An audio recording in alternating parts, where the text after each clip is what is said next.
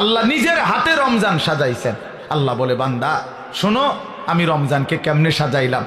1, পুরা মাস রোজা। 2, প্রতিদিন ইফতার। 3, প্রতিদিন সাহারি। 4, প্রতিদিন 20 রাকাত তারাবি। 5, শেষ দশকে এতেকাফ। 6, শেষ দশকের বেজর রাত্রিতে শবে কদর। এরপরে 7, একটা নফল একটা ফরজের সমান। 8, একটা ফরজ 70টা ফরজের সমান।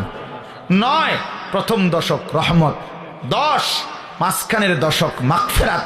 11, শেষ দশক জাহান্নাম থেকে মুক্তি।